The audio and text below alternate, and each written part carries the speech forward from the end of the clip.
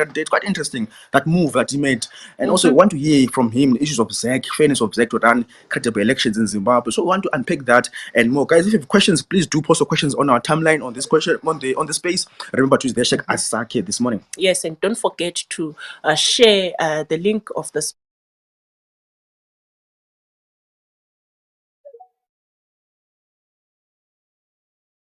space also to invite more people so that they get to hear from Saviour Kasukuwere himself. I remember last time we had a space, Brighton, and people were saying, no, we want Saviour Kasukuwere to come and speak to us himself. And today is that day. So please, let's tell our friends, let's tell everyone that Saviour Kasukuwere this morning. Quite interesting when you see Emakai, the action mood there. I saw dope people wearing red t-shirts, dope all over the Ntabazona area. It's quite interesting in terms of politics. What's happening? Do you feel the mood now in Zimbabwe in terms of the election mood? Yeah, for me, Brighton is quite it's getting better now. I can now say, you know what, we have an election in terms of, you know, the campaigns. I've seen some of the candidates that are running in my ward now. I've seen posters. I've seen you know, people clad in their party t-shirts, moving in groups, probably campaigning and having meetings and all that. And now I'm really getting interested in asking who's standing where and for what party and what do they have to offer. And I'm sure by the time 23 August comes, I'll make an informed decision. It's quite interesting what's happening. The people are now campaigning. You see posters all over. If you go around town, you see posters, cars which are branded now. So it's quite interesting what's happening in terms of elections. And also, the past weekend, I was looking at the ZAC posted something around the issues of women participation. Do you know what, Nhlanhla?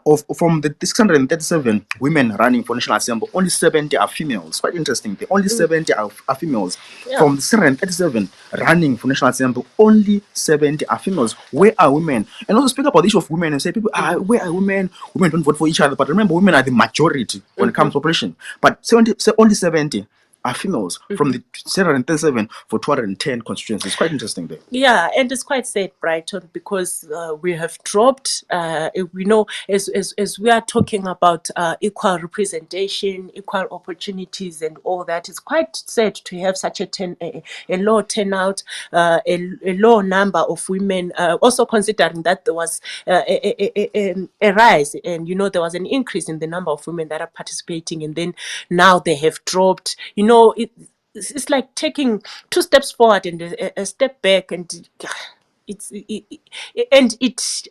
demoralizes, and it, you know, also we get to lose out. We are not represented. We know we keep being underrepresented, and it's not working really. Guys, if you're just joining us this morning, we're going to be having an interview with passenger number 37 or 39, right? Yeah, so we're waiting for him to be on board there this morning. If you guys are on board, please do share the link of the space this morning so we can join at this space so that we can have a foreign conversation with passenger number 39 this morning. Yeah, quite interesting, Brighton. I remember when we first spoke about Saviour Kasukuwere running for presidency, the discussion, most people who contributed in the discussion, they said, no, you know what, we are not moved.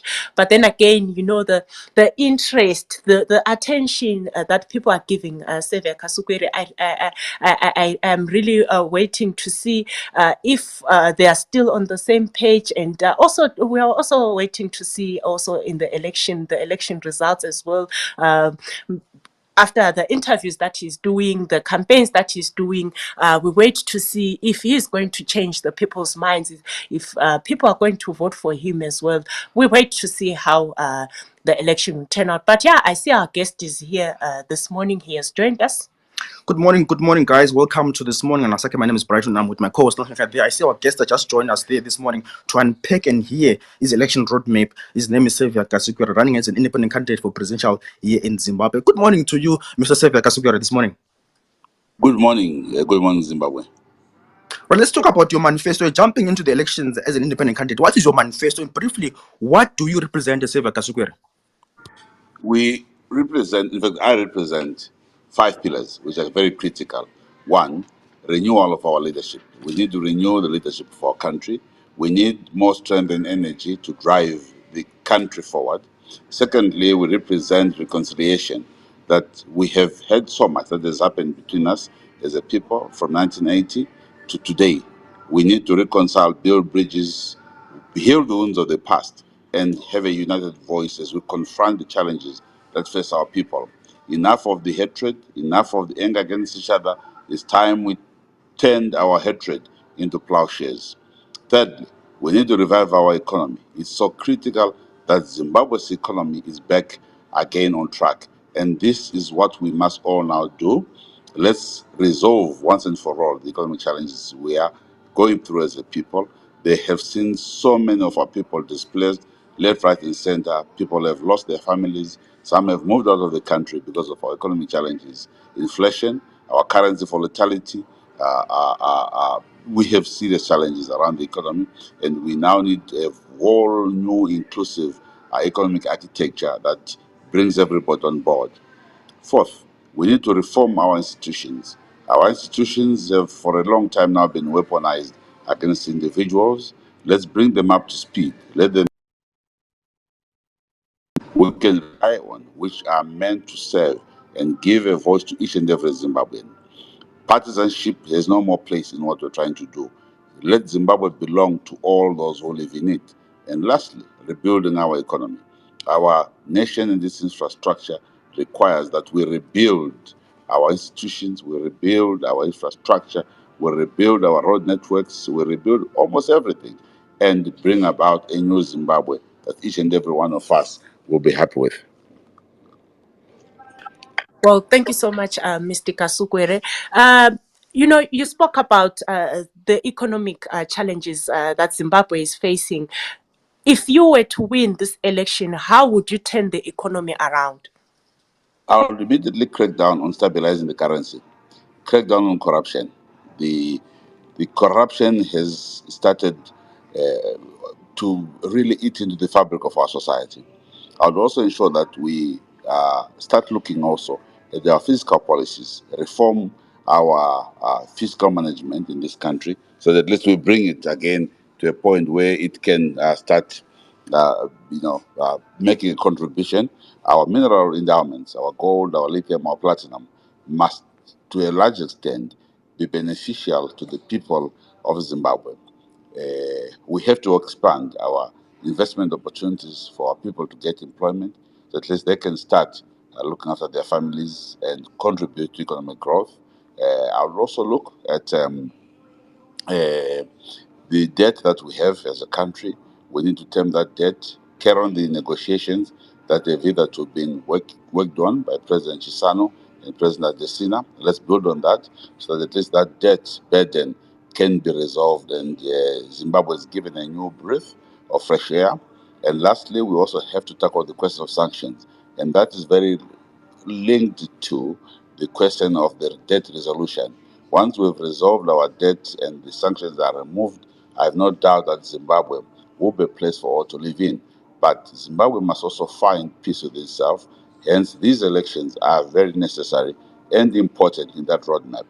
We must have an election that is beyond reproach, an election that does not leave any one of us crying foul. I think it's in the interest of each and every Zimbabwean to reward or disappoint those who abuse their positions or authority. The elections must be held in a manner that we can all be able to congratulate whoever was won and say, let us all unite as Zimbabweans to confront the challenges that face our people, the sanctions on our society. Let's do more. And I think the time is now for us to come together and form a government that works for all Zimbabweans. Well, thank you so much, Mr. Kasukuwere, for responding to that. If you're just joining us, guys, today we have an interview with Saviour Kasukuwere, one of the potential candidates running for presidency in Zimbabwe. But Mr. Kasukuwere, speak about the issue of sanctions in Zimbabwe. You're part of the Mugabe-led government as a minister there. You have seen also the gold mafia scandal and also the documentary, right? What's the problem facing Zimbabwe now? Is it sanctions or corruption? Well, it has now become a twin evil. These are twin brothers. Those who are corrupt will use sanctions as an excuse. And equally, it's because sanctions are there, they have given room for this malfeasance. Because we can't trade openly with the rest of the world, we can't access lines of credit. And clearly, once the country has individuals who are sanctioned, the country also gets part of the flack. And in a big way, This has affected our country. But it is now that that challenge of sanctions has given room now to the corrupt to say, I'm doing this because I'm trying to evade sanctions. So to me, it's the twin challenge of corruption and sanctions. They are all walking in our streets and injuring the interests of our people. Well, thank you. Thank you for responding to that, Mr. Kasukuwere.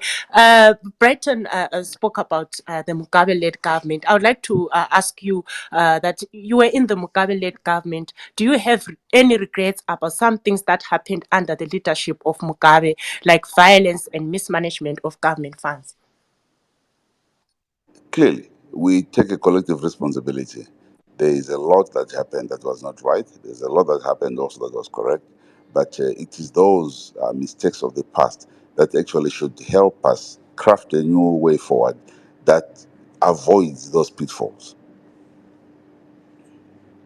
Well, thanks so much for that response. I'm just looking at the questions and contributions here. Guys, if you want to ask questions, please do share your questions there under the space. This morning, I'm going to read out your questions and Saviour Kasukuwere is going to respond to those questions. Let me just read a few questions there.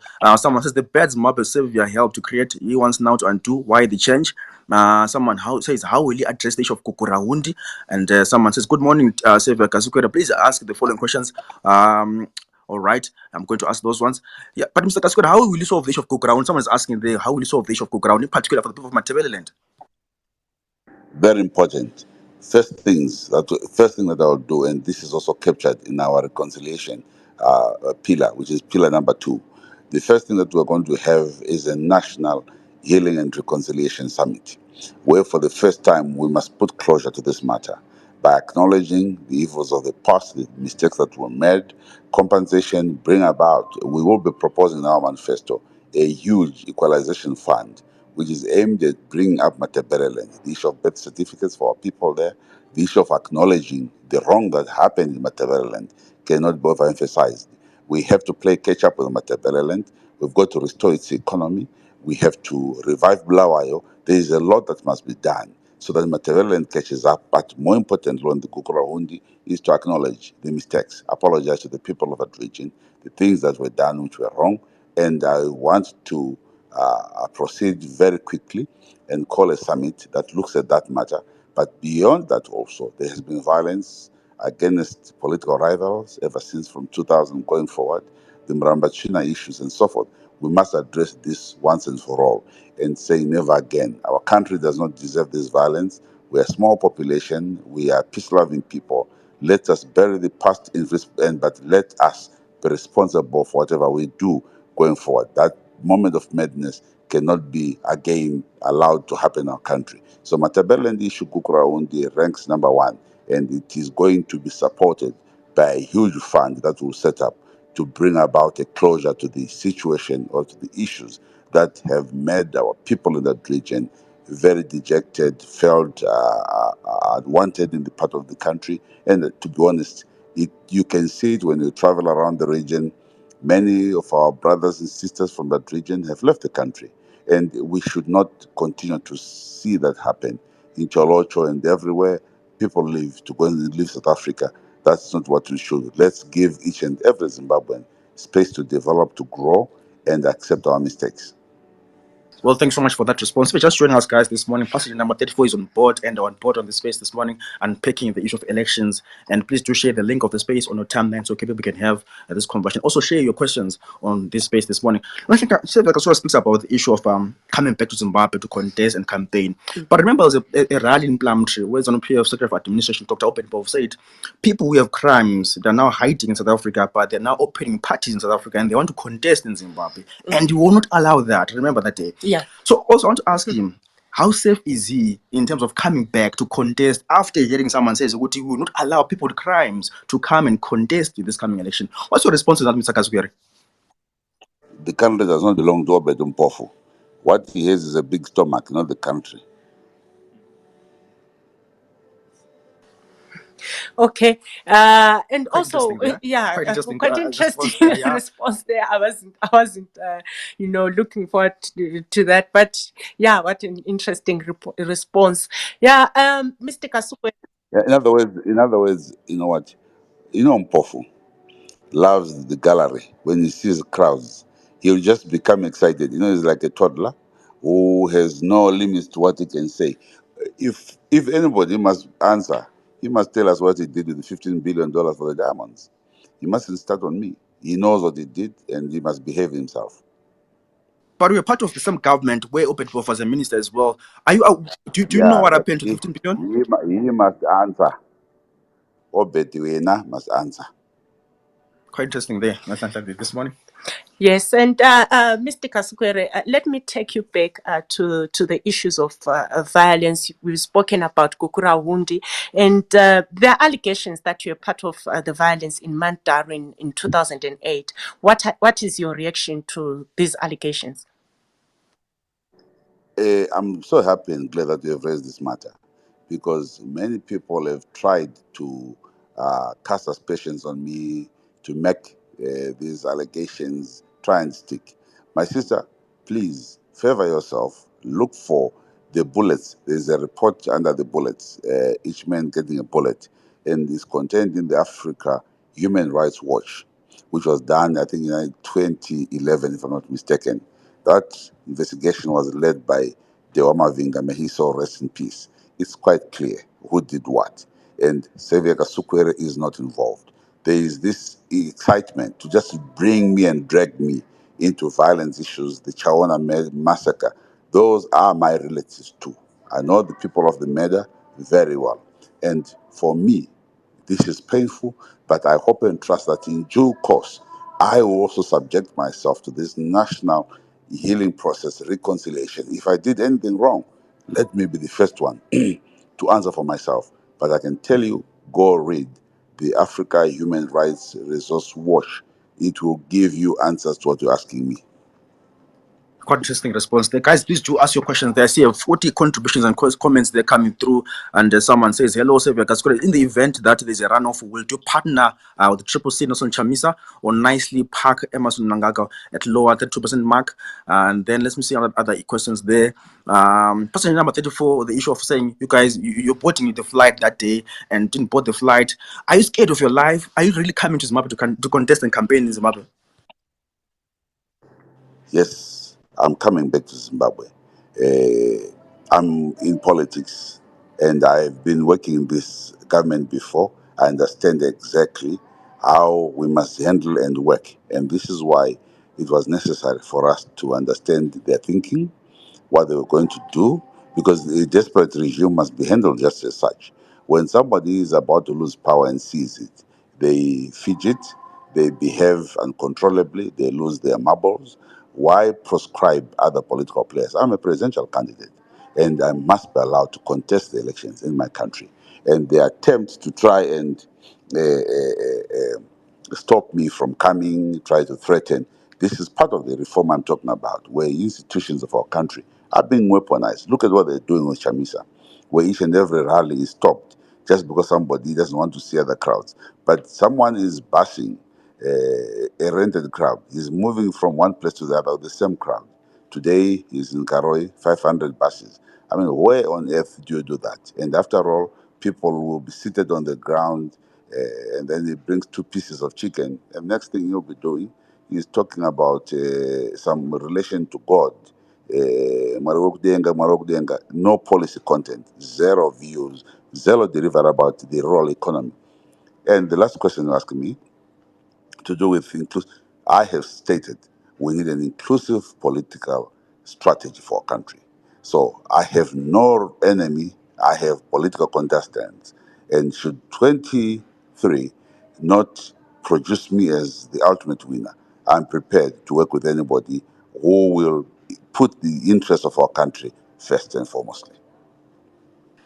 Well, thank you so much for answering those questions, Mr. Kasukuwere. There's been this talk that, there are criminal charges leveled against you, warrants of arrest and all that. Let's clear this. Are there any charges against you or any case before the courts around corruption? I had the temerity, my sister, and the courage to fly into Harare twice. You know how we were ejected of government, and you know who took over. And after they took over, and they said there were criminals around the president. And this is exactly the charges that were leveled against us. And I said to my colleagues, I'm going back to Zimbabwe to face the music.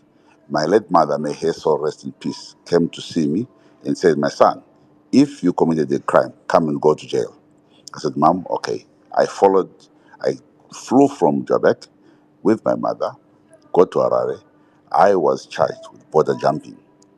Alas, I was also acquitted. I went through a full trial and I was acquitted. The next stop was 23 September 2018 when they accused me of being a person of interest. I called the police commissioner then, was in charge, Charumbira, of the CID. I said, Charumbira, I hear you have charges. He had communicated this with my lawyer, Mr. Sam Kange. He says, yes. I said, what are they for? He says, corruption. I said, fine, I'm coming to answer the charges. I flew back to Harare and went to court, and I accepted the charges, exception, and those charges were quashed. Now, what else am I supposed to do? I have not run away from any crime. I'm not a criminal. I've accepted to be charged. Should anybody have an issue with me, I am still here. If they have charges against me, they should hand them over to my lawyers. But this is exactly what we talk about: threats, innuendos. We will not be deterred by those. That's how cowards behave. Bullies in villages behave exactly like that. I'll be in Zimbabwe at an appropriate time. I'll carry out my campaign. In any case, the campaigns that are today working are still these kind of campaigns. Radio, we talk to the people. I have every reason to believe we can campaign from wherever we are, but more importantly, rub shoulders with our people at the right time because of the security around these issues. You know, when you've cornered dangerous criminals, you must be very careful how you manage them. But we will be in Harare, we will be in Blawayo, we will be in Mashingo, Mutare, to speak to the people. I'm not scared of anything, and there is no crime hanging over my head. That's why I came back twice to be charged. Well, thanks so much for that response this morning. But also, Mr. Kasukuwere, we're part of this. We keep on saying this. We're part of the Mugabe cabinet, right? And now we're speaking about the issue of reform. To say the opposition party is being banned to campaign freely and so on. We speak about reforms, but you're part of this government under Mugabe that also was doing the same thing to Morgan Tsvangirai under MDC. What reforms are you speaking about now, as you are part now, part of the opposition? What reforms do you want to see in Zimbabwe now in terms of elections? Remember, Mnangagwa, Tsvangirai was my prime minister in 2009. We worked together in the same government. So some of the things that we should have dealt with then, we didn't do them together. In other words, we should have looked at some of the laws and amended them to bring about greater democracy in our country. And for that, obviously, we all agree that today you have institutions that are even now being weaponized beyond what used to happen in the past. I've never seen such callousness where on a daily basis the regulating officers are writing and banning various programs initiated by other people. You have civil servants jumping and speaking like they're politicians. You have institutions that should really not comment on some of the issues. They're commenting on them. Yes, I was in government. President Mugabe was my president, and I accept that that is the what happens in life. I served as a minister of cabinet. I was not the president. But also today, I have a different view of how we must handle these issues. And that's why I'm putting my hand up and saying Zimbabwe needs us all. We need to be bold and confront the issues we think must be resolved. And that's why I'm coming up. I know the lay of the land. I know the corners. I know how we must sweep clean our house and have a better country. Well, thank you for answering that. My other question for you is, if you were to win the presidential election, would you return to ZANU PF? But why would I return to ZANU PF when I won the presidential elections? I was fired from ZANU PF, isn't it? They said they fired me. And now I'm sitting as an independent. I don't have to return to ZANU PF. I have to lead the people of Zimbabwe. The challenge before us is to build an inclusive government that brings all our people together. We have to tone down on this partisanship. I don't want maize seed being distributed any longer on the basis of a political card. I don't want any child accessing a grant or university support on the basis of a political card. We've got to look at the politics that has led us to where we are, depolarization, toxicity. That can be the way we run our country going into the future. If I get the mandate from the people of Zimbabwe, I'll execute it in the best interest of all Zimbabweans. Being partyless means I'm a people's candidate. Well, quite interesting the conversation that we're having there with Saviour Kasukuwere, one of the presidential candidates running for presidency in Zimbabwe. My name is Brighton, and I'm with my co-host Nosha Shlama Pipa there this morning. But also, Nosha, let's bring about the issue of ZEC now to say you are few days before the elections, right? And the candidates have not received the voters' roll. And Saviour Kasukuwere, let's just confirm with him if he has received the voters' roll. Say, have you received the voters' roll? And are you sure ZEC could deliver a free and fair election in Zimbabwe? I've not received it, and I really would like to implore the Zimbabwe Electoral Commission to do what it is expected to do, that is, deliver a free and fair election. I have no doubt that the team that is there, they have integrity, they want to see transparency, they want to see they will have to be accountable for what they do, and they must proceed to do what the nation expects them to do. Any dilly-dallying, an attempt to provide or produce an answer or an electoral result that is contrary to the expectations of the people is not in the interest of anybody. More so when we're trying to lift our country out of the sanctions, where we expect the region to support us, to engage the world, where our of the hoods by doing it correctly.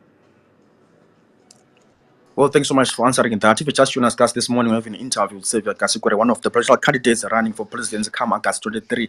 But Mr. Kasukuwere, now, suppose I'm going to the ballot paper, I'm like 23 August, and I'm politically homeless. I don't have any political party I'm supporting or I'm thinking of voting for. And I see the name Saviour Kasukuwere. Why should I vote for Saviour Kasukuwere? Give me reasons why someone should vote for you, Mr. Saviour Kasukuwere. Well, Saviour Kasukuwere brings hope over fear. Saviour Kasukuwere is a candidate who is not carrying any baggage of corruption, inefficiency, or division.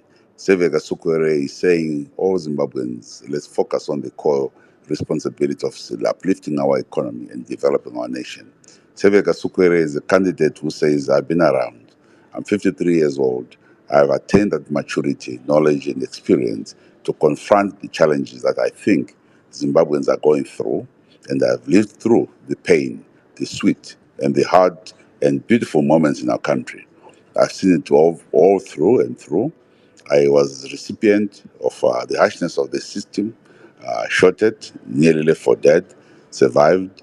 I've had my own fair share of mistakes, but I'm prepared for us to move our country forward. And Saviour Kasukuwere is the place, if you want Zimbabwe next 5 years to be a better country, that is the place to go to. If you want a polarized country free of polarization, go for Saviour Kasukuwere. If you want economic development to be the daily bread and talk in our society, go for Saviour Kasukuwere. If you want a Zimbabwe that gets back into the world based on principle, unity, peace, and development, vote Saviour Kasukuwere. Well, thank you for answering that, Mr. Kasukuwere. There have been speculations about who you're working with. Some have said, yes, I'm with Saviour Kasukuwere and all that. And people want to know, is Jonathan Moyo part of your team? There are so many people who are part of my team, and I've not mentioned any. The chairperson of our team is Walter Mzembe, and many other colleagues who are working. We do make it a point of introducing every other senior member of our team. Yeah, quite interesting there. You will be introducing the other senior members of the team later on. But also someone is asking here, Mr. Kasukuwere, to say if you win this election, right, as a presidential candidate, and also maybe ZANU PF wins 2/3 majority in parliament, or CCC wins 2/3 majority in parliament, but you win as a president, how will you work with these people in parliament where you don't command a following in parliament or in local authority, but you've won as a president? How will you work with the opposition parties and also ZANU PF perhaps? There is my role as president, and it's defined in the Constitution. Parliamentarians have their duties as defined in the Constitution. I will compose a government out of the best talents we have in our country. The 2/3 majority that could be won by any political party will not deter me from working with Zimbabweans. I understand the political systems very, very well. And one of the things that does not make me fail to sleep at all is a vote of no confidence of impeachment. It won't happen. I know the players, and they are men and women who want Zimbabwe to move forward.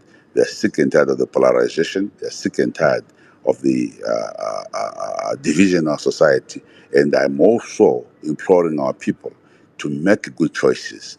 Look at the character and content of the candidate that you're going to vote for. Is he fit for purpose? Is he fit for the task? Is he going to come to parliament to advance personal interests or national interests? And they'll come and meet a president who is also very keen on advancing a national program. And that's why I talk of an inclusive political architecture. And this is what you see after the elections. Yeah, quite interesting response there to say, no, I'm going to work with everyone. But also, earlier on, he spoke about ZANU PF fired him, expelled him from ZANU PF. But now, if he wins, become a president, right, and ZANU PF is still in parliament, is 2/3, what chances are there that he can still work with this party that fired him? It's quite interesting there, but I didn't respond to the question when I'm asking.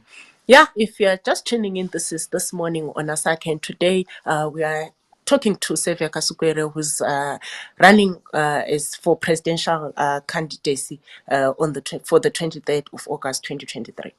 That's quite interesting there. But also on the issue of nomination court fees, Mr. Kasukuwere, so you paid $20,000 for presidency, and also people are paying $2,000 for members of parliament. What's your take on the issue of nomination court fees? And also now looking at the president list 11 candidates, there's no woman there. What's your take on that? And in your new government, what will you do in terms of achieving gender equality in Zimbabwe? I start with the last question. Immediately, and this is contained in our manifesto, within 100 days, each and every board in our country must represent the demographics that we're talking about, especially between the gender. 50% gender parity. Every board that is in the country, cabinet must also achieve 50%, and there must be a quarter of those being the young people of our country. We need to be very clear. 50% must be women. 25% of the total 100% must be young people. In other words, boys, young men and young women, for them to learn the tricks of the trade.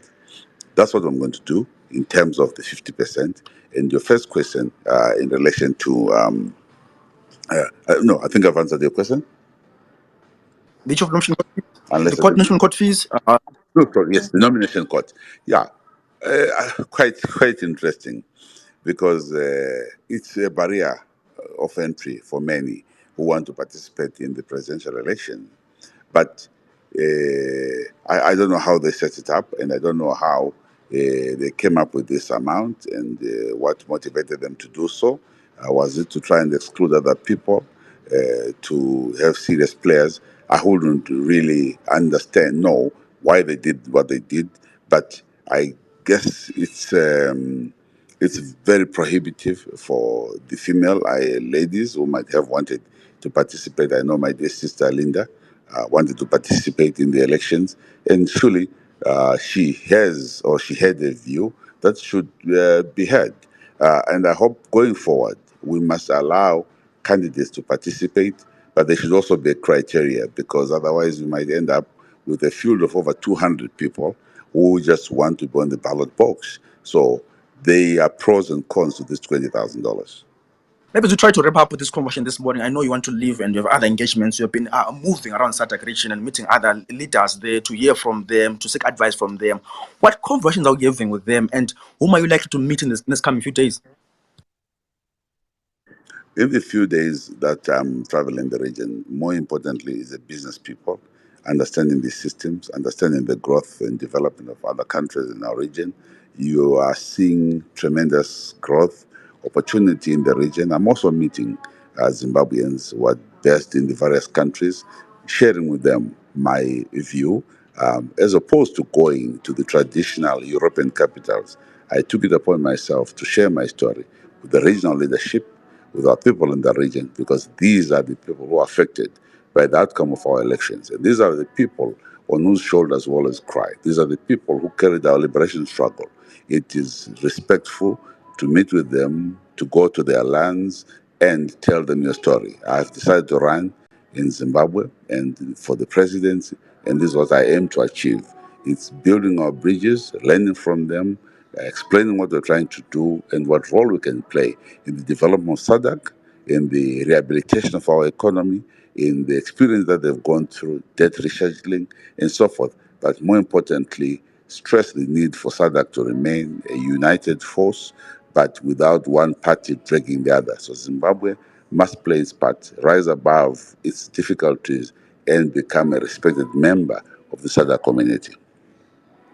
Well, quite an interesting turn and partnerships that is talking about there, Brighton. And thank you so much, Mr. Kasukuwere, for coming to our space and sharing your story and your vision for Zimbabwe.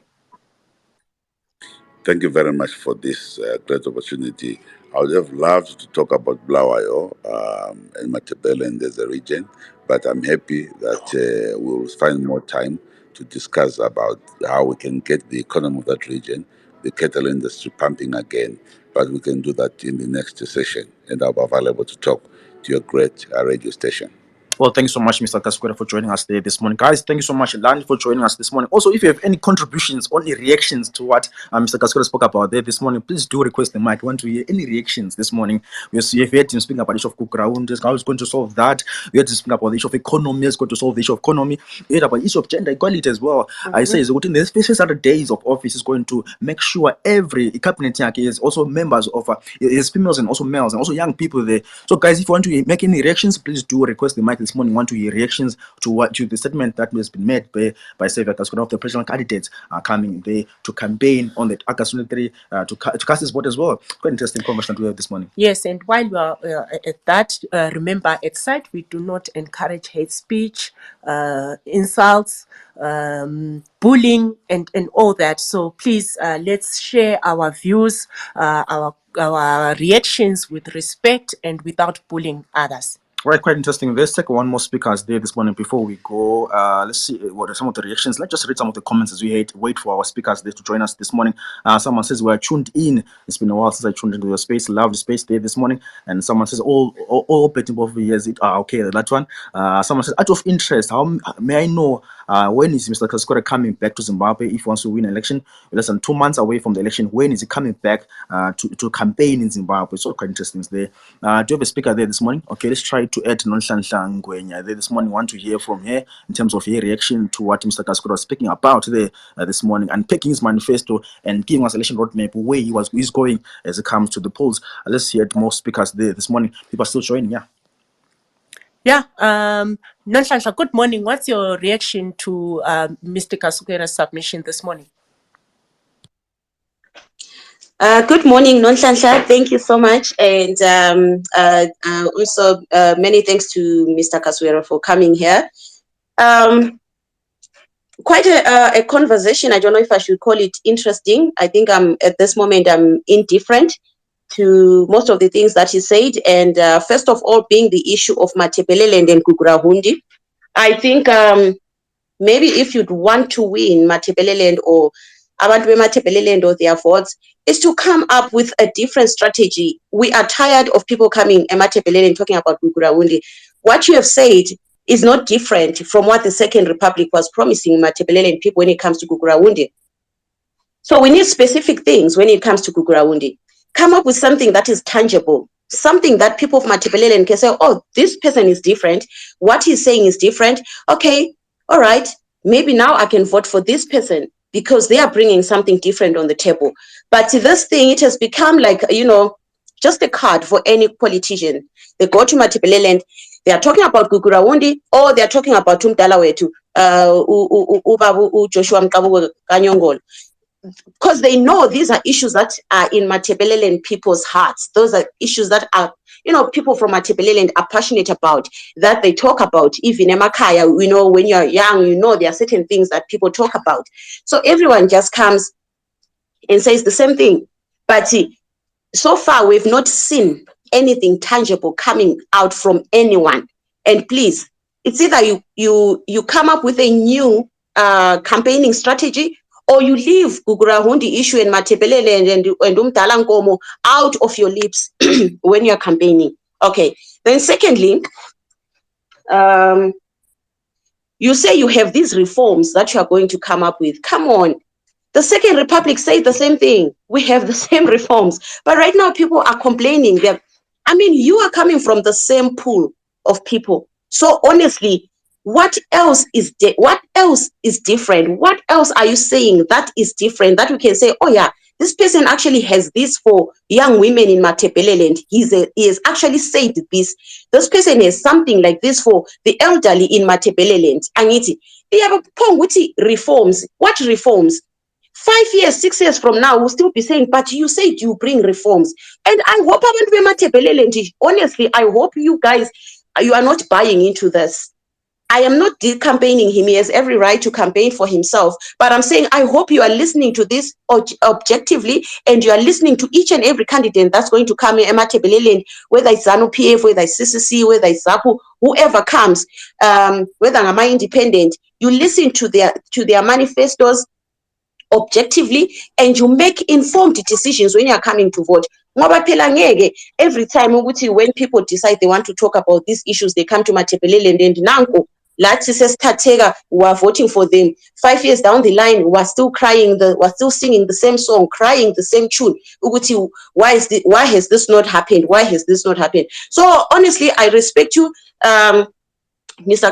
Kasukuwere, as a presidential candidate, and your bravery really to say, okay, you know what, no matter what, I'm going back to Zimbabwe and I'm going to contest. And maybe I should also applaud you, your former days when you were minister of youth.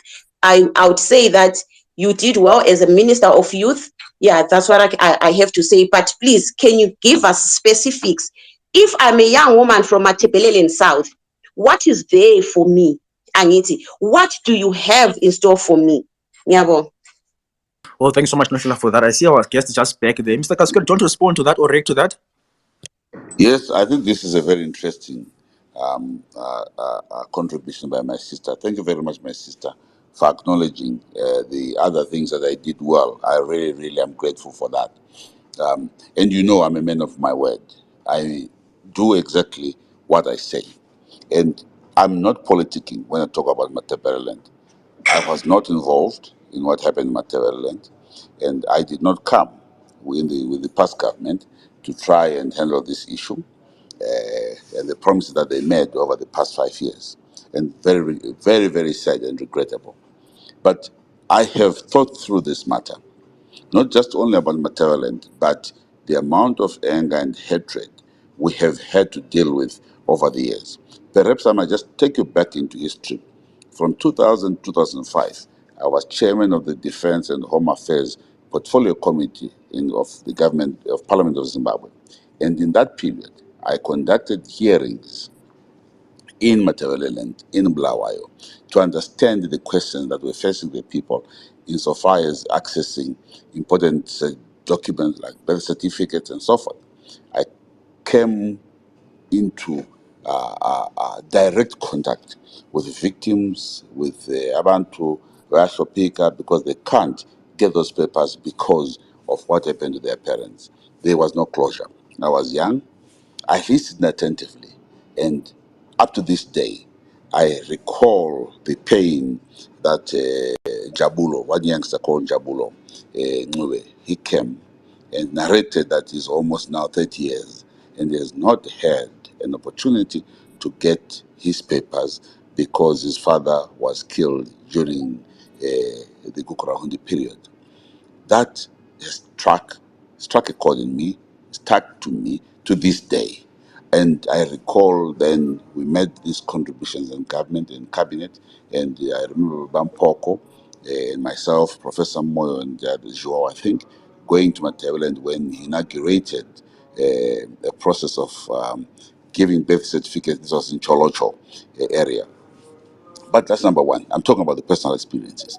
But number two, the whole development that the people of that region have been talking about is not just only them, but it's the whole country.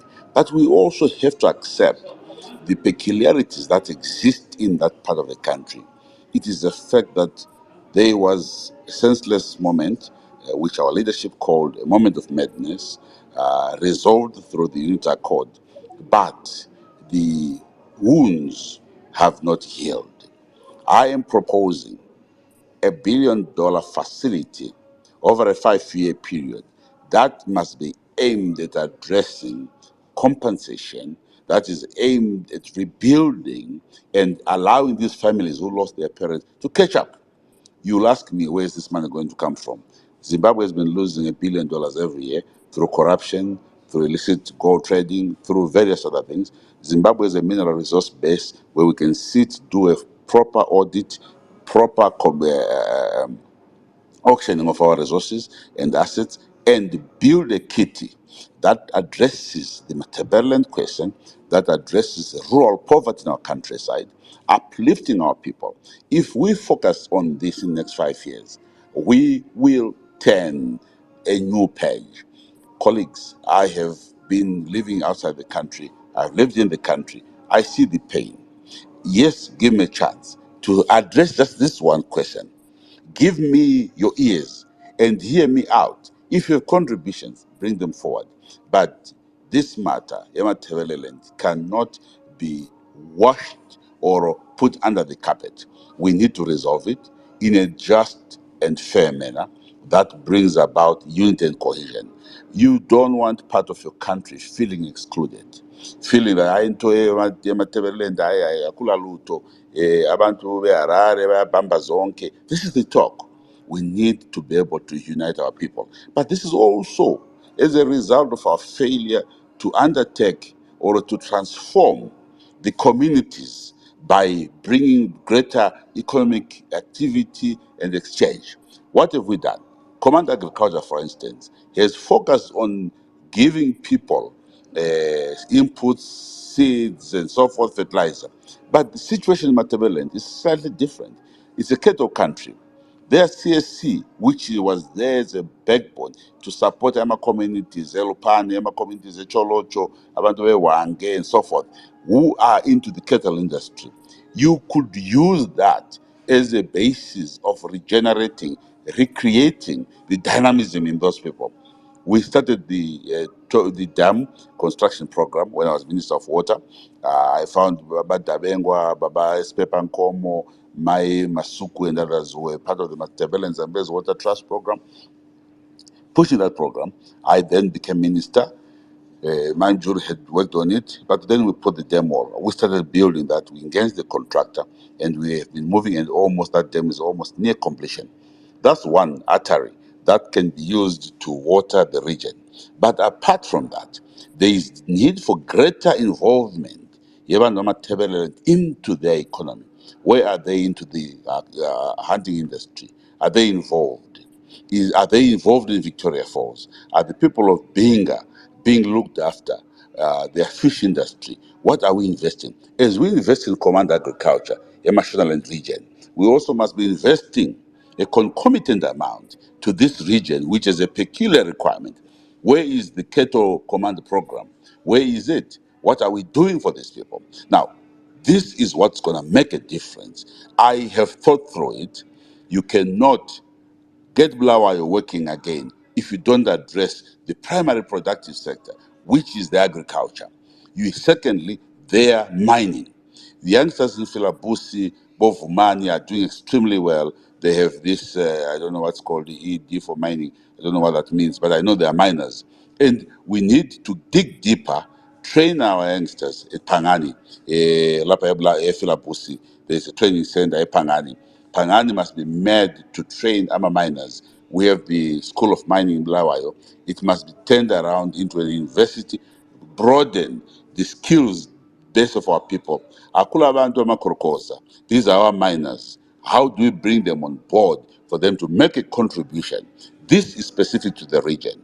And I'm saying so, colleagues, because I've come across many people from Atebele and Ontokozo, Unjani, they're all over the country, all over the world. Youngsters, bright, who want to make a contribution to the development of their country. And if the whites could get Blawa working, why can't we? And that's why I'm saying we address the social problems, we deal with the exclusion, we deal. I hear you, my sister, you're angry, and I'm happy you're angry. But trust me, 5 years with SK, 5 years with Saviour Kasukuwere, you'll be happy like you did when we were the youth. You know our story. When we came to Bulawayo, when we sat with young people, when we moved things, when we tried to do whatever we did. But obviously, there was sabotage in what we're trying to do. But I don't want to go back into history. Mina umuntu wati, spasia pambili. Let's move forward. Thank you very much. Quite interesting there in response to that. But also, Mr. Kasukuwere, we'd let you go, but now you're back again to speak about the issue of land. Let's talk about the issue of land reform program. We've seen some headlines where daughters of presidents, former presidents, are owning 21 farms. Let's talk about the issue of land reform program in Zimbabwe. Do you think land reform program benefited every Zimbabwean in Zimbabwe, in particular the young people from Zimbabwe? Well, I'm happy you've raised this question of the land reform program. My take on it, one, is an accusation has been made. I would have loved that to follow up and tell us exactly which farms are they. List the 21 farms. We just can't be moved by a divorce arrangement, somebody who marries and starts counting how many cattle his father-in-law has, how many members he has, how many farms. We want substance. If that is the case, now let's resolve that question. How do we resolve this question? We have a government policy which said one man, one farm. But beyond that, that's why I'm talking about title deeds. Men and women who have acquired our land must be prepared to pay value for what they have. Put aside the small scale farmers, which is the AE1 farms. The A2 farms, that's where a lot of problems exist. Let's put a land tax that ensures that you utilize the land. If you're not good for it, then I'm sorry. This is a commercial asset. We have created a dead asset out of an asset which is of economic necessity. If somebody is holding 40 farms, 20 farms, let the dollars ban his or her hands and let go. I am surprised that the Mgabes have 21 farms. I'll be very surprised because I've been trying to get the details of the farms. Mnangagwa talked about it. Would have expected him to produce the evidence and say these are the farms. We just can't talk and leave it like that. If you are keeping that silently, why? There has been a land audit, the Utete report, there is the Buka report. Both paper documents pointed out to who were the multiple farmers. We must resolve that by one, giving title to our farmers. Secure title, whether it's a 99-year which is transferable, let's bring back value to the piece of land. Secondly, let those who are holding on to more than one farm feel the pinch, let it go, pay a price. Those who are in government offices, and I'm sorry I have to say this, we have a problem here where someone is a minister, he is a farmer, he has 5,000 hectares or 3,000 hectares or whatever. He needs a government vehicle, he needs a command agriculture support implements, he also needs a loan to buy a house. I mean, there is so much that we can accept from parasites. This can be. If you're a permanent secretary and you have a farm, make a choice. Do you want to run agriculture or want to be a farmer? Let us create an activity, economic activity, out of this very important resource. Our country must be producing enough produce for world markets. We want people who attend to agriculture on a day-to-day basis. And the basis of the commission reports that were made was to unearth any malpractices, any corruption. I will crack down on that matter, resolve it to finality, bring order in this sector, no more partisanship in terms of land ownership. If you can't run a farm, you decide to sell the farm, so be it. Sell the farm and come and live with us in the village. But the land is ours, the land is Zimbabwean, it shall and will remain ours forever. And I'm worried about the current situation where those who are well heeled, who took big piece of land, have now given away that land, this new called the subcontracting program. You can see that this is rent-seeking behavior. We must eliminate that in total and bring about order in this sector.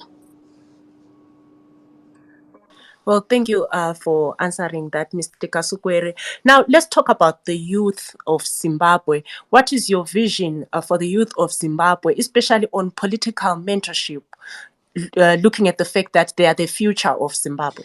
The young people of Zimbabwe are a resource. Any country gifted with young people must say to itself, well done, thank the Lord, we have a resource.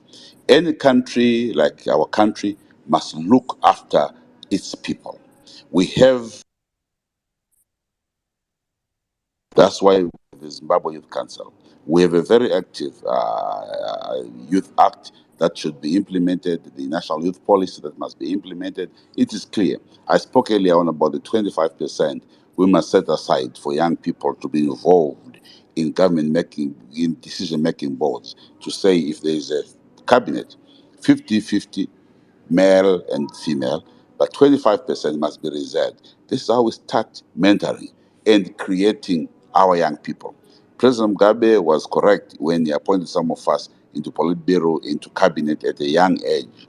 Myself, Mzembe, Shongwani, Joao, Chidakwa, many others, was to prepare the future. But it doesn't end there. It therefore means that in all our fields of endeavor, let us create opportunities for our youths. You recall when I was Minister of Youth, we set up a fund, and this was supported by banks. And to this day, actually, Old Mutual has about 5%, 2.5%, 5% shareholding meant for the youth. We collateralized that and got 10 million US. We put up the CABS Kurero Kondla Youth Fund. We went further. We negotiated with the Stanbic Bank. They put up a $20 million facility for the youth. We discussed with CBZ Bank. It was about 3, 4, 5 million US, which young people accessed. We discussed with the ZABG Bank. It was a facility. We went to all the banks and agreed on a process. Barclays Bank then, George Guamatanga, was putting up about $5 million for women empowerment. That's again another Atari. It's not just only leadership in politics, but create a diversity of leaders in commerce, in industry. I've talked about mining. Young miners must be trained. Amakolkoza cannot forever live in the conditions that they live in. It is our duty to come, train, respect, legalize them so they don't become pawns or become victims of those who abuse our young people. We reduce conflict in that area. We go beyond that. Sports. I'm surprised that to this day, arrogance has cost Zimbabwe's position in soccer. We need, and this will be my measure on day one, 24th of June, two things will happen. Job Scala will be released, and secondly, I'll get our FIFA back to accept ZIFA and do away with the nonsense that is costing opportunities for young people to play their part in soccer. And we need to continue to therefore give room. And I hope, my sister, you can find an opportunity to read the National Youth Policy, which I crafted when I was Minister of Youth, in consultation with all the young people. It's clear in terms of what must be done across the whole gamut. Well, thank you for that response, Mr. Kasukuwere. I see you have two speakers there. James of Kwanda, what's your contribution say this morning? James, please do guide to the contribution this morning. All right, you seem to have lost James there. But also, Mr. Kasukuwere, speak about the youth policy. You speak about the indigenization policy again. Which Zimbabweans benefited from the indigenization policy that was there under Mugabe tenure there? You're leading that policy, indigenization policy. Which Zimbabweans benefited from that policy? The youth fund that I've talked about came as a result of the indigenization policy. And admittedly, there might have been a perceptional challenge about what we're trying to do. But a lot happened. I'm talking about the youth. Come to the communities. We started the community trusts. Go to Gwanda today. Look at the Blanket Trust, which is shareholding in Blanket Mine, in Fumba Chibwe Mine, in PPC, in some of the smaller mines there. How much the community has benefited and has been used responsibly by our traditional leaders to build science and technical colleges in Matabeleland. I'm talking about Matabeleland South. You got Matabeleland North, we're let down by some of the miners there, arrogance, but we still have PPC, UNICEF, supporting the Mguza community. There's this trust there. We gave them money, $10 million. The same way it was done to create a fund for the Blanket Mine. We went to Ngezi. We went to go to Midlands Province. All the schools you can talk about that are new in the Midlands Province, in Shirugwi, in Shishavane, were as a result of our community share structures that we set up. I'm disappointed that government has folded its arms on this very important benefit that must accrue to the host communities. and we will certainly be reviewing that and make sure that the communities do benefit. I'm encouraged now that they are giving title mining to communities. That should have been the thing we did first, but we did that with the Marange. Out of all that Marange debacle, President Mugabe signed a concession for the Marange people for diamonds, about 7,000 hectares, if I'm not mistaken. And to this day, this community has become extremely wealthy. With good management, I can tell you, Marange will never be the same again. But we missed the boat when we didn't get the full benefits from the Angel mines. We didn't get the benefits from Maranga mine. We didn't get from the other diamond mine, which was run by Yamasha Mhlanga and others. But they were committed to doing something. And our view was that the alternative is that when these resources are expended, there must be economic activity. Hence, irrigation development was necessary for the entirety of Marange, take advantage of the Saviour River, take advantage of the entire Odzane River to bring about water and irrigation to that area, build dams out of this endowment. Now, we did that. Workers, we set up a couple of workers' trusts at Mikros. There's a workers' trust. We have an active workers' trust at Schweppes, which is 40% shareholding of the Schweppes. And we indigenized that. MSIPA, our lawyer, Stanford Moyo, are shareholders of that mine, of that Schweppes. And the bottling play company has built houses for their workers who are shareholders. Go to BAT, hear the story about the BAT workers who are benefiting from their 10% shareholding out of BAT, including the Growers Trust, which was headed by Rodoboka and others at BAT. I can go back to Old Mutual. Old Mutual workers, they told me when they came forward, say, Minister, thank you very much. They are shareholders of Old Mutual. They were given huge sums of money that allowed many of them to pay off their mortgages, do what they could do for their children in schools. So indigenization is not something that is piecemeal. It's a process, but apart from that, it's a very determined way to get our people onto the rails of the economy, get them involved. We did that, and there's no doubt that there is a lot that must be done. I shudder to think of the day I land into the office. I'll crack on the rural development. I'll empower the people in the communities. I'll give them title. I'll allow them to have access to resources, just like the well-heeled in Harare can go to the central bank. We need title to the growth points. Those fathers and mothers who supported the liberation struggle did it with the promise that Zimbabwe will be better day after independence. We forgot, concentrated with Harare. We need to go back to those communities, bring them into the economy, and a whole economic inclusive architecture will make a difference. That's the empowerment. The land question has been handled, needs fine tuning and closure. We move and we have a document. I discussed this with some people I've been talking to, UNDP. We have a whole document on broad based economic empowerment. That will be a key policy of my government. Well, thank you much for that response. Let's go to Tsepang. Tsepang, you can go ahead and ask your question to Saviour Kasukuwere this morning. Okay, thank you so much. So I have two questions for Saviour Kasukuwere. Question number one, how are you going to deal with the issue of the military? Considering that it is the very same military that drove you away from the country in 2017. So how are you going to deal with the military between now and 23 August? Secondly, you are coming in with great ideas, but tell us some of the limitations that you encountered when you were a minister.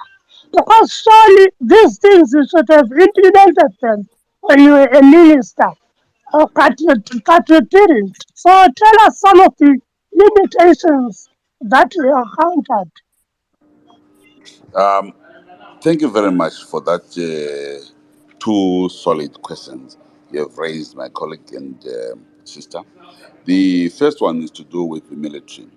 I believe our military is a professional military, albeit what happened in 2017 happened, and I have no doubt that the command element in the defense forces realize and see the need for a country that is united, see the need for a country that is moving forward, see the need for a country that embraces its defense forces to do what they should be doing, that is protecting the borders of our country against aggression, against foreign intrusion, not themselves looking inside and dabbling in politics.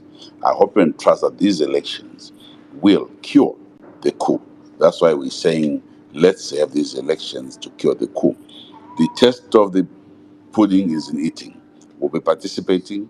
Let's see what happens. But I have no doubt that the command element in our defense forces has come round to see or accept that they have to do the things correctly. Secondly, the the second question you raised was to do with you raised the question of your first question was to do with, sorry for the distraction, I've just been distracted a bit. You raised the question to do with the military, and the second question, if you can come again with the second question. I asked you about the limitations that you encountered Oh when you were yes, minister, the because when I what you was are telling us is things yes, that you yes, should have thank you, done thank you. when you were a minister. The all good ideas come from people. They have to be supported by a willing team. What I observed in our last cabinet was a jostling for power. Any good program that had popular appeal was susceptible to sabotage and spanners being thrown into the works, i.e., the indigenization policy. You saw what happened just after the 2017 coup. It was affected Chamasa, contrary to what the law provides for, rushed and cancelled the provisions, but he did not amend the constitution because our constitution is very clear. Empowerment is part of the constitutional responsibility of the government to ensure that we uplift our people. But they scrapped the Indigenization Act using the Finance Act, which is contrary to what must happen. If you want to repeal a piece of legislation, you go to Parliament, not what Shinamasa did. Secondly, you've seen some of the progressive, like STEM, the science, it will make a huge difference. But again, these programs and projects were susceptible to sabotage. And as a minister, I know what happened within the indigenous assessment framework, where the Reserve Bank got itself involved, petty jealousies, people who just didn't want to see progress happen, did their part to throw spanners, created all manner of problems for us. But in the chair will prosecute these matters to their conclusion in a judicious way and which will satisfy all Zimbabweans. Well, thank you so much for answering those questions, Mr. Kasukuwere. Let's hear from Jabulo. Jabulo, let's be brief as we are now wrapping up. We are way after 9:30. Jabulo. Oh, okay, thank you. Yes, thank you so much, Nonhlanhla, and thank you so much to Saviour for coming through. But my question is just going to be brief. We have heard him speak that when he left Zimbabwe, he had to flee for his life because people were shooting at him. My question will be based, if that was an injustice that was happening to you, why didn't you file any police report against what happened to you? And my second question will be based on why were you not speaking up before you decided to contest? Why didn't you speak up like the things that you are saying now, that the government is corrupt, that this is what was happening and stuff like that? Why didn't you say it when you left the country? And or else you are now saying it now because you want a stake or you want people to feel sympathy for you so that they can vote for you? Why didn't you stand up for the Zimbabweans, even still when you had the power, when you're a minister? Why didn't you say these things were happening? Now you're telling us about Obet Mpov. Why didn't you tell us that 15 billion went missing when you're still a minister? So that because you had the proximity to power, you could have initiated a lot of things that could have saved a lot of Zimbabweans by then. Thank you. Jahulo, thank you for the historical question. we're talking in the past tense.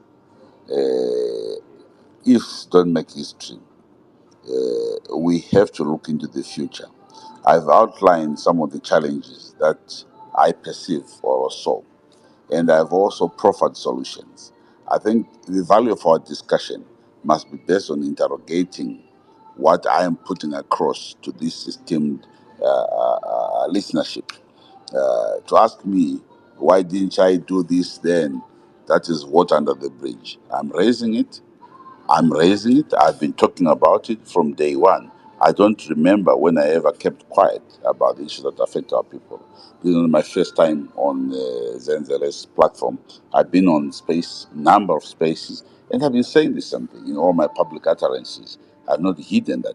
Perhaps I don't speak like others do, but I did my part. I thought I was speaking enough. If it wasn't enough in your view, I'm terribly sorry, but I did speak a lot about it.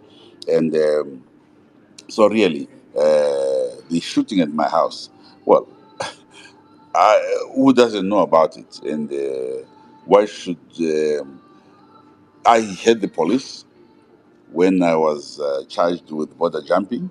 It's there, available. The gun, the shells are there. The police saw my house. I'm sure they know what happened, and but this is politics. This is what happened. I am the victim. Surely, rather than sympathizing with me, you're asking me why didn't I go and report, my brother? What do you want me to do? What did you want me to do? Honestly, when I had to leave the country running, being pursued, being shot at, I think there are certain questions we ask ourselves or each other as a way of. Trying to make political points. But perhaps we have also got to be sober and soft. Just have patience with others. It's not easy when your family is attacked in the house and almost like left for dead. It's painful. You must have compassion. I know Zimbabweans were hard people. We Kasukuwere made mistakes, and I acknowledge I am not a saint like anybody else. I take full responsibility for my mistakes, but don't also become another compassionate character who simply says, "So why didn't you go to the police when you saw your house was being shot?" Are you suggesting that my house was not shot at? Are you suggesting that I was not under fire? Are you suggesting that my life was not in danger? I hold no bitterness. I want us to move forward. But that is what happened. But other questions of why I didn't go to the police, well, in Doda, Mina, and Kulumi, it's for you to deal with, honestly. Well, thanks so much for that response, guys. If you're just joining us, thank you so much for being on board today this morning. We are with person number 34. And my last question to him this morning before we wrap up the space is when can you expect person number 34 to land in Zimbabwe ahead of the polls? Passenger number 34 will be landing at Harare International Airport very soon. And this time around, they will not ask whether he was passenger number 34. He'll be perhaps passenger number 1. Well, thanks so much for that response there this morning. Thanks so much for your time there this morning for this engagement there this morning. Thanks so much for your time, sir. Thank you very much. Thank you very much. Yeah, that brings us to the end of the show this morning. Quite an interesting conversation that we're having there with Mr. Saviour Kasukuwere there ahead of the polls. He's speaking about each of the land reform programs, speaking about each of the economy, he's speaking about gender equality. It's quite an interesting conversation. What's your key takeaway before we wrap up the show this morning? Hey, Brighton, a lot has been said, and also he spoke about the youth, he spoke about mining. Quite interesting what he's bringing there on the table. I wonder if Zimbabweans were convinced. I wonder if you guys are going to vote for Saviour Kasukuwere. But, well, you've heard what he has said. You've heard what he's bringing on the table. So, yeah. Thank you so much for joining us this morning on Asake. Please don't forget to join us every weekday from 8:30 to 9:30. Yeah, we offer the following services, guys. You don't just offer spaces, just offer the following services. Many services that we offer the site. We offer live streaming, offer mobile road shows, offer mobile documentaries. We offer many things the site. Please do come to offices at number 5 Moffat Avenue, right here in Bulawayo, and so that we can assist you, or do give us a call on +263 788 084339. It's nice to have you guys on board. My name is Brighton Ngobe. It's been lovely hanging out with you this morning. And I'm Nonhlanhla Mapiwa. It's bye for now.